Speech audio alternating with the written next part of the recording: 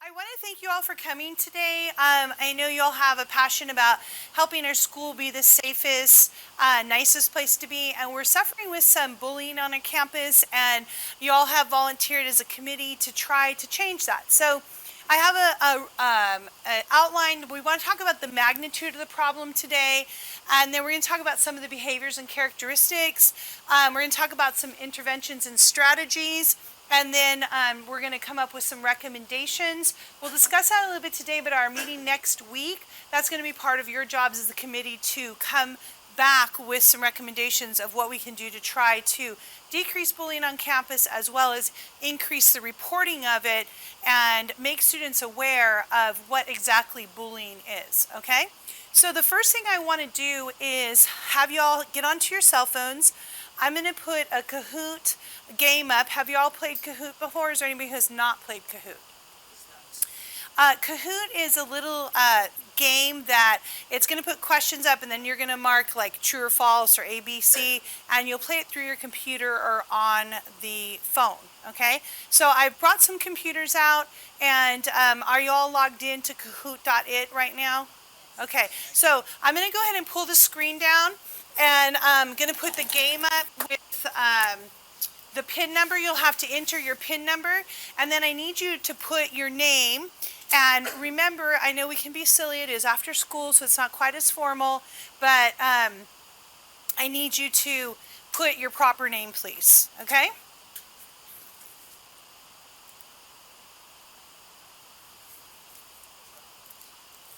So we want to do a survey to kind of see how we feel about it as a committee first, and see where our heads are with bullying, because how can we reach out and do some strategies to help bullying if we're not really sure how we feel about it or what bullying is. So the game pin for your game.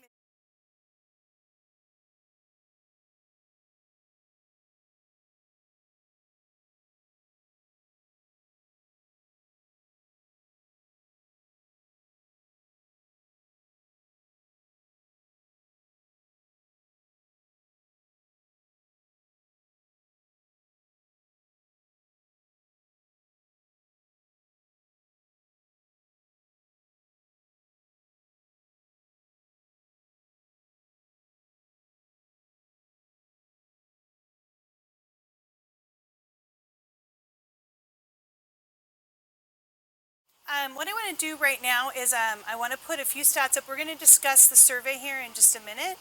And I want to put a little PowerPoint up to give you some stats about bullying and what that looks like and numbers of people throughout the day that feel that that's an issue for them. So we have both cyberbullying and we have, I think this is old school. We all know what bullying is, physical bullying, name calling, harassing somebody, several forms of bullying that can occur as well as cyberbullying.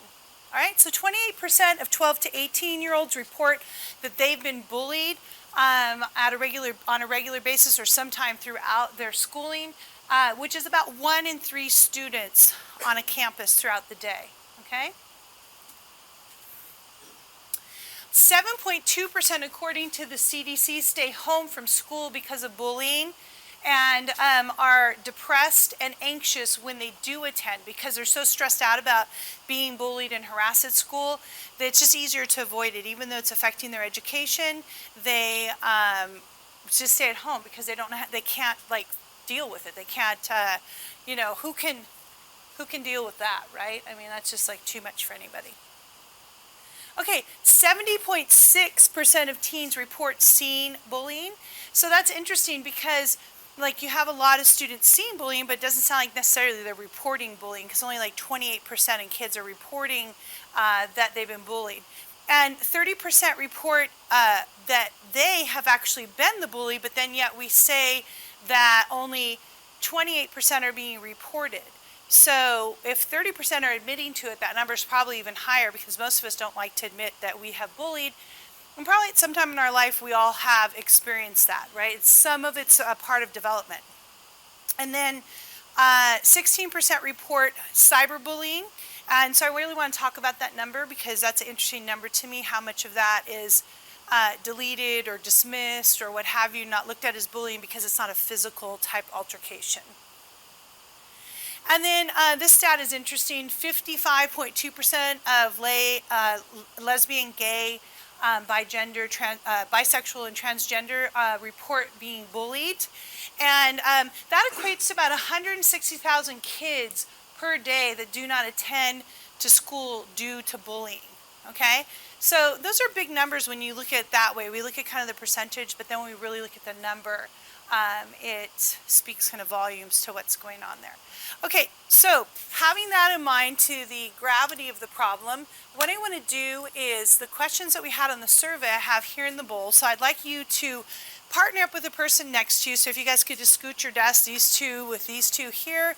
And then if you, Jose, could move over here, that would be great. I'm going to come by. Just go ahead and pick out a question. And I want you to discuss with your partner the question for a couple minutes. And then we're going to share on them. Can you guys scoot more this way? Okay.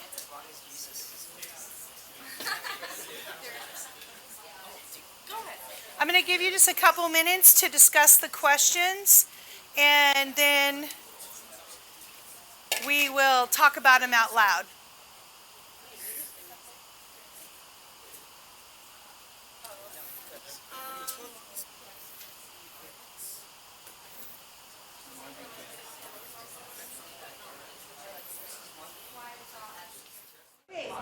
Ladies and gentlemen, so let's go ahead and take a look. I have a couple left in the bowl, so we'll deal with these first, and then I'll go around and talk to you about yours. So cyberbullying is more common than face-to-face bullying. Did you guys feel that we had some mixed results on that? How many of you feel, or you want to say out loud, that you feel cyberbullying is more common? Do you feel like it's more common than the actual physical bullying? Yeah. Okay. Do you feel like that there's a difference about how it emotionally affects somebody? Yeah. Whether it's, do you think it's more or less? I think it's more. More. I think it's online. Why do you think it's more? Because it's online, so more people can see it. Okay, so yeah. it can be, okay, so yeah, I heard one day a kid walk through and said, did you see the boots that girl was wearing? I took a picture and put them on and made comments. So now, like before in my day, you know, you go to school and you have a bad hair day, or your clothes are ripped, or you forgot you have egg on your shirt, and it's over, you just change your clothes the next day, but it's infamous how many people are going to read it, how long it's going to stay on. Remember those boots, those are so stupid. I know it's just boots, but it's really about making fun of that person, you know, so that's a good point. Why did you feel like it was less, Nathan? I thought it was less because it doesn't really show emotion. Like, it's just false. So in your opinion, it's just like, it's just words, they're venting, but isn't that kind of what bullying is? It's just kind of venting? Kareme? Oh, in response to what he was saying, I told him that in this day and age, as our generations continue to progress, technology is dominating. You know, it happens more often where 8 out of 10 people, if they're sitting next to each other, instead of talking face to face, they're texting each other. So therefore, cyberbullying is going to continue and it's going to perpetuate. And it's with bullying. It's like outgrowing newspapers and reading something online. That's Right. what's happening with bullying. We're outgrowing face-to-face confrontation and we're shielding ourselves behind the internet. Yeah. Nathan? It does also depend on the person. Yeah. For me, like, Yeah, because you're just kind of like, yeah, whatever, who cares, right? But it does depend on the person. We're going to talk a little bit about that. So you should never tell anyone but your parents our password. That was interesting how some of you responded. Some of you don't feel like your parents should have your password. Why do you think it's a good idea not to give other people your password? I just feel like that's your private stuff, and it's not necessarily saying like I'm doing bad stuff with that account, but I'm just saying like that's my private stuff. Okay. Okay. Even though they're my parents, and Right. Like they're supposed to see. Like, I don't know. Yeah. No, I understand that. Okay, Nathan. there's that one, there's like, it happens for everyone. We only have, for me, I only have one password, and that unlocks everything, so. Okay.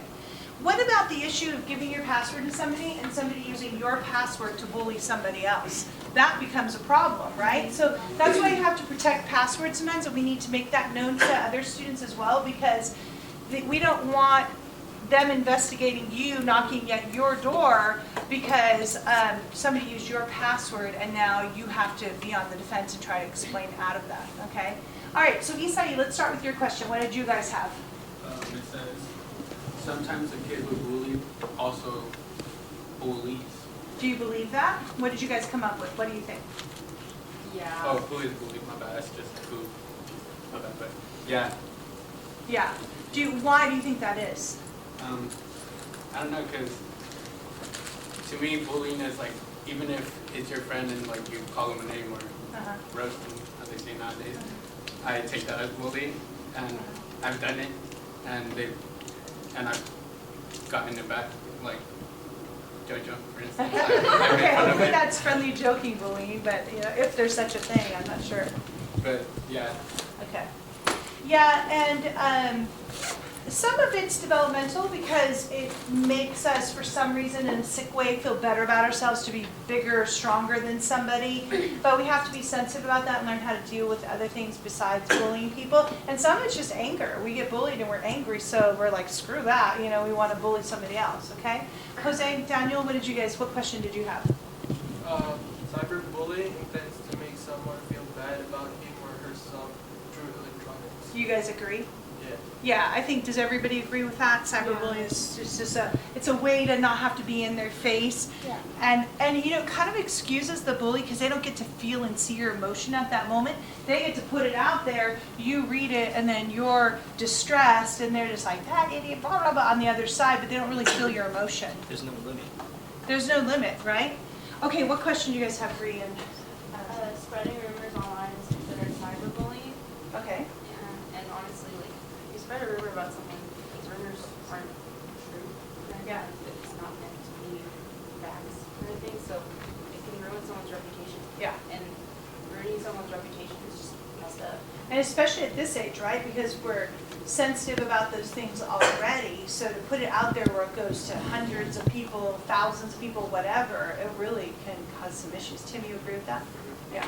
How many of you guys agree with that? Yeah. Yeah, that it's like spreading a rumor. That is bullying. When you're spreading rumors about people, it was one thing to do it in a small group at school, but now it's like becomes huge. Yeah, I can personally relate in the sense of like it's my business kind of thing. People think that they can say my business or talk Yeah. about it freely, and then it just it's a snowball. Do you think it's closing younger people down to be very cautious about what they talk about, to maybe not feel as safe with their friends because if something happens or somebody gets in a bad mood? I feel like it's making us be more protected about our emotions, and we should have the freedom to have a close group of friends that sometimes we just need to vent with, and know that it's going to stay with those kids, that friend. Okay, Mackenzie. We had pretending to be someone else online is cyberbullying, and we both agree with that because we said that the person could pretend to be another person and say things on that account, and that person wouldn't usually say, or if they know something about that person, they could put it on social media, and that's just as the person who's getting framed, I guess. Yeah. That makes them upset, and that is cyberbullying. Yeah, Vivian, you agree with that? Yes. Yeah, it's really deceiving. It's really mean to do that to somebody because they're going along innocently believing it and following it, and then it turns out that it was all a lie. It wasn't even what they thought. It's really kind of sick and twisted. If you guys remember a big thing about the football, if any of you are into football, that happened to one of the Notre Dame defensive players. And he thought he was talking to this girl. It ends up being one of his extended cousins. He was going to marry her. It ended up that, this person lied, so they died in a car accident. It was just this crazy. It went nationwide. It was huge. It just about destroyed his college and pro career because they were just what kind of person would believe they were talking to somebody or fall in love with somebody they'd never met? So it's really important to be honest about who you are behind the computer. What do you guys have over here? We got taking an unflattering picture of a person, texting it to friends as cyberbullying. Yes. So what do you guys think about that? Oh yeah. Yeah, I agree with that because they can spread around. Yeah. Even though you're just talking with your friends. Yeah, it's can you just have a bad day, right? Yeah. We all wake up on the wrong side of the bed sometimes. That's the example I was giving about the boots, where somebody's going to harass them because they think her boots were dorky or whatever, Okay, Jojo, over here, what do you guys have? We had, if you use a false name, you will most likely not get caught. If you use a false name, Yeah. hold on a second. If you use a false name, you most likely won't get caught. Yeah. And I saw a lot of people said they thought that was true. Do you understand why that's not true? Registering for any social media account, you have more than just your username. Yeah. Yeah. They look at your computer number and they can track you down like that for your computer number. So you can use a false name all you want, but you are in a system worldwide with a number. That's how they even like track terrorists and all kinds of stuff. So you think you can get away with using a fake name, but they will track you down. We had an incident last year where there was some threats of weapons. They tracked down that computer number. They went online, they tracked it down. They went to the student's house. They arrested him, you know, because obviously they were making threats to the school, and the students got expelled from school. So even though they did it anonymously, their computer number identified them. So, okay, did I get your question already? No, it says only 20% of teens tell an adult they have been cyberbullied. Can we increase this at LOHS? Okay. So do you think with some sort of positive campaign we might be able to increase that, make people more aware of what cyberbullying is? And I mean, You could if you tried. it depends. Like you can be the instigator of a campaign and what may have you, but it's a two-way system. The staff has to be into it, and then the students have to respond to it, because you can have a certain teacher, like the ASB advisor, for example, be excited, be all for Yeah. it, be really open, and be like, if you want to talk to me, you can Right. talk to me. Then you have Right. teachers who don't really think cyberbullying is an issue. So I feel Right. like if you had a sort of a workshop where you express to people, Mhm. okay, it's not just statistics, it's real, Yeah. it exists, Right. it's happening, and you open the eyes of those teachers who might just, let it roll off their shoulder. Yeah. Maybe we can Right. increase the number. We have to look at it with an optimistic sort of view, Right. rather than, because we have such a big amount of students Yeah. and such a big campus with a lot of teachers, a lot of staff, a lot of faculty. We have to kind of perpetuate the idea that this is a serious issue, and it's not just, oh yeah, cyberbullying, make sure you can see the poster on the wall. No, it has to be Right. something that we're taking seriously. Nathan? Also, like, it also depends on the people that are, like, it depends on the students too. It depends does. on, It's a like, two-way everything. system. But don't you think just starting the conversation, some kids really aren't even aware what cyberbullying, some people don't think starting the rumor is, or acting like somebody else is, what if that is even cyberbullying? So maybe making people aware of what that is. It's not just that physical bullying that affects people, but it's words, it's embarrassing them, it's putting out, over the internet. Okay, so Allie and Soleil, what question did you have? We had, if you have been cyberbullied, you should delete the text message immediately. Okay, what did you guys think about that? We think that you shouldn't delete the text message because it shows like proof of like how you were bullied, and Okay. it just like if you want to tell your parents and stuff, like you can, and then there's your proof. But then you have to like defend yourself a little bit. So I don't think you should delete it. Okay, so you don't think, Soleil, what do you think? I don't think you should delete it because also like deleting the text message is it gonna like solve the problems like Okay, yeah, no, I understand. Go ahead, Luke. And also, if you're the other guy they're accusing, if you delete it, then you just look suspect. Yeah, From true. the other guy's perspective, he still has the messages. Yeah, true. So then sometimes there's a point of like kids are like, I don't need my parents to get involved, I can handle it myself. And probably for some of them you can, but remember when you delete the message here, it doesn't necessarily delete it other places that it's been put, right? So, it's always good to kind of inform. You might even say, Mom, do you think this is bullying? Or even your friend, do you really think this is bullying? I'm not sure, kind of hurt my feelings. I don't know if I'm being sensitive. Because sometimes we can be oversensitive, sometimes it really is an issue. So maybe without telling, you can go to somebody that you trust and just ask that question. Do you think it is? Do you think I'm being sensitive? Do you think I should address it? And is it a one-time thing or is it several times is the next thing to address, right? Okay, over here, what question did you have? We got the police may get involved in a cyberbullying incident. I feel like they don't get involved as much as they should. Uh-huh. Like they just touch up on it. Okay. And they get involved to an extent, like the movie Cyberbullying. Yeah, that's the what we police thought didn't really get involved in it. Yeah, like they I think they went to the girl's house or something and like told her that it's wrong. Mm-hmm. But They they give, never like, a pep talk about it. Right. Yeah, or do anything about it. Yeah, because unfortunately with the law, they can't really do anything until there's a threat, because it's just that fine line of like words and hurting people's feelings, and until somebody's actually threatened, there's not a lot they can do with it. But if it goes to something serious or you're talking about hurting somebody or yourself, then they have to get involved. So there are times they'll get involved, and like you said, they might do a pep talk. They might just kind of try to do a scare tactic of like, yeah, come on, knock it off. So yeah, it depends on the situation, how serious it is. Okay, great. You guys did a great job covering all the questions. Do you feel a little bit more prepared to be on the committee to come up with some interventions and strategies to maybe help this problem in our school? Anybody have something they want to suggest right now? We're going to re-meet again next week to address those things. Anybody have something in mind? Yes. Possibly posters to like emphasize. Okay. So maybe posters for a longer term period throughout the year, reminding people of what bullying, what the cyberbullying is, because sometimes we put them up and then we take them down in a week. Maybe we should look at a longer term campaign for that. Okay.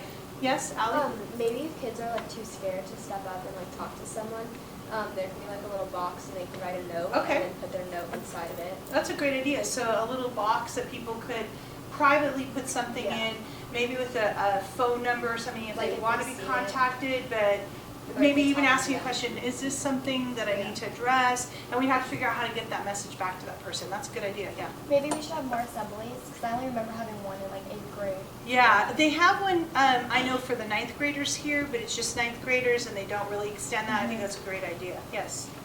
Maybe we should have some like lunchtime activities and have people like working. And then also for the posters, like I know that for cheer like, we'll put up posters and then like the next day like they're on the floor Yeah. and stuff. So Yeah, exactly. Yes. I know for like a lot of people, they feel like bullying isn't really how they define it. It would be more important to like redefine what cyberbullying is to people. Yes. Because they follow that stigma like, well, I can't stick up for this because it's just like light harassment. And Yeah. So if we could spread it down like the chain from like seniors down to freshmen to what you can be open, you can be like talking about it, and like help them out to identify what it really is. Yeah, I agree. And the other thing I'd really like to address, I don't know if somebody would like to take it on, is I feel like we do address the bully, but you remember when you're bullying, usually you have some issues and that's why you're bullying. So maybe helping the bully deal with his issues would be one thing. And the other thing is giving the person who is acting as the victim some power and to stand up for themselves. Because a lot of times bullies pick on people that are like, you know, scared and looking and they know they're not gonna, you know, confront them. Yeah, easy target. Now, is that person's fault? No, there's some insecurities there, but maybe we can help some people realize that when you stand up and you tell somebody, hey, you're having a bad day, get out of my face, I'm not dealing with you, then they don't bully them as much because they are there to bully and threaten and make you feel scared. But if that person stands up, then they don't get bullied like that. Did you have something to say, Bruce? We could like have a class kind of thing, you know how like we have sex ed kind of thing? Yeah. We could do like more like learning about problems that people go through cyberbullying, like how to deal with it and stuff, and like watch the movies for it. Because I've seen like 5 different movies and my parents seem to be like, oh, this is why you don't have social media because this can happen. Kind of movies. Right. Yeah, it would be nice to actually have a class on campus that dealt with different social issues for teenagers as they're growing up and kind of where they're at. Those are great ideas. Okay, so next week we'll meet after school again and we'll try to firm up some of these ideas. So you guys have some ideas of who you want to work with, your partners here, or have you already exchanged some emails, phone numbers? Are we good on that? Okay. Yeah. All right, great. And if you want to talk to me during the week about it, come in and talk to me, and then we'll meet next week and come up with some plans to present to administration. Okay, great jobs, thanks.